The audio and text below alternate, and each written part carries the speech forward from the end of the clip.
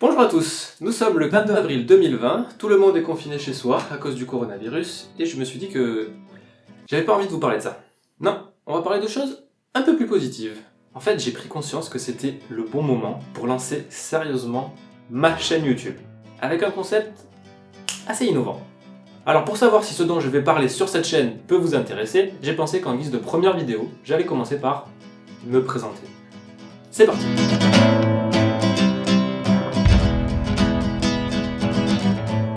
Donc pour ceux qui ne me connaissent pas, je m'appelle Valérian Lasseite, j'ai 29 ans et j'habite aujourd'hui à Aubagne, dans les Bouches-du-Rhône. Je viens d'une famille qui est majoritairement originaire d'Aveyron.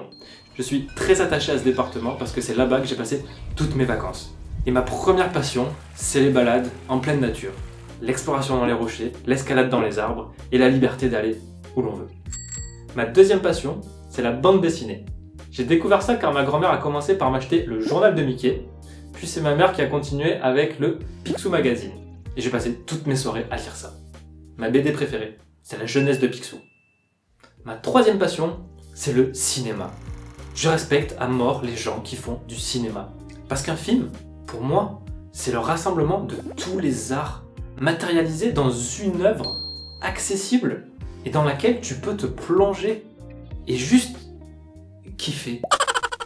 Bref, mes références incontournables, c'est Star Wars, Le Seigneur des Anneaux, Spider-Man et Harry Potter. Alors attention, quand je dis Star Wars, je parle des 6 Star Wars de George Lucas, pas l'épouvantable gâchis de Disney.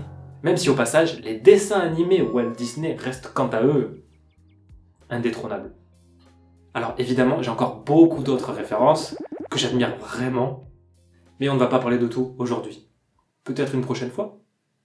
Maintenant, si on se tourne un peu plus sur ma personnalité, parce que ça c'est quand même un sujet intéressant, la personnalité. Je crois que tout le monde peut la définir selon un nombre de points qui seraient distribués dès la naissance, comme dans un jeu de rôle, et avec des évolutions possibles. C'est-à-dire que toi, tu as tant de points en force, toi c'est plutôt en charisme, toi plutôt en intelligence, et il y en a plein, auxquels s'ajoutent les compétences et bien d'autres. Et c'est toute une alchimie qui va définir la personne unique que vous êtes.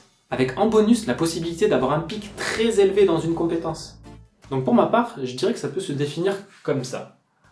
Je suis plutôt optimiste, à l'écoute, observateur, avec un esprit d'analyse et un sens aigu de la justice et de l'impartialité. Ça, c'est les qualités.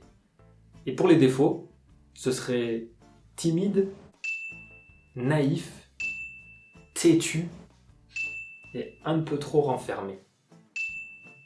Quant à mon pic à moi, eh bien il a été mis dans un combo vertueux en imagination et en créativité. Du coup, j'ai constamment besoin de créer des choses. Des choses qu'on ne nous apprend pas à l'école. D'ailleurs, à propos de l'école, moi j'ai détesté ça.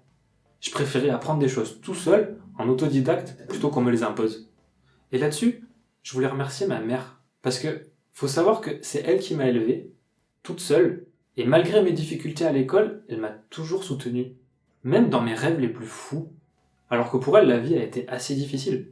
Et même avec ça, elle garde le sourire. Donc je voulais en profiter pour lui dire que je suis super fier d'elle.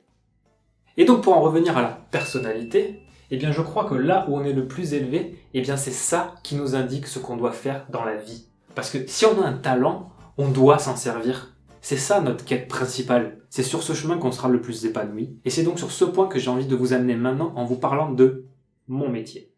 Actuellement, je suis entrepreneur au sein d'une entreprise que j'ai moi-même créée et qui s'appelle Studioval, qui a donc le même nom que ma chaîne. Et dans cette entreprise, mon activité principale, c'est la conception de sites internet. Je suis spécialisé dans les sites vitrines avec en option la réalisation de vidéos.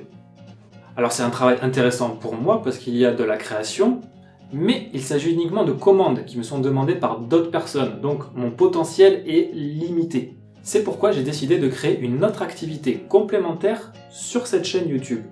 En fait, c'est presque un nouveau métier que je viens d'inventer. Je m'explique. L'ambition qui me porte, c'est d'avoir une entreprise de création. Des créations de projets. Mais pas n'importe lesquels. Avant tout des projets qui font rêver. Qui vous feront rêver. Tout comme Léonard de Vinci a imaginé des tas d'inventions pour améliorer le monde, ou comme Steven Spielberg a créé des tas de films qui font encore briller les yeux des enfants, j'ai envie de contribuer à ce genre d'émerveillement. Parce que s'ils avaient fait une chaîne YouTube, ça serait celle-là. Alors vous allez peut-être me dire que c'est un peu gros de viser une carrière comparable à des génies comme ça. Moi aussi je le pensais. Jusqu'à ce qu'un jour j'aille me présenter au concours Lépine.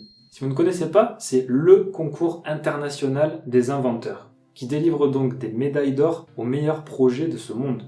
Et bien moi, j'en ai gagné pas une, mais 2.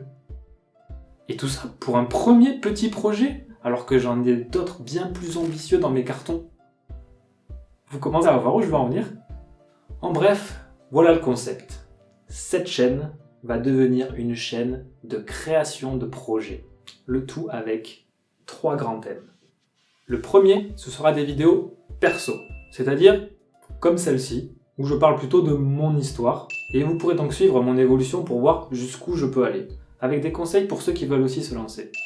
Et il y aura également des formats plus détendus, où je parlerai de mon opinion sur certains films, et où je pourrai répondre à vos questions. Le deuxième, ce sera donc les projets pro, avec une vidéo par projet.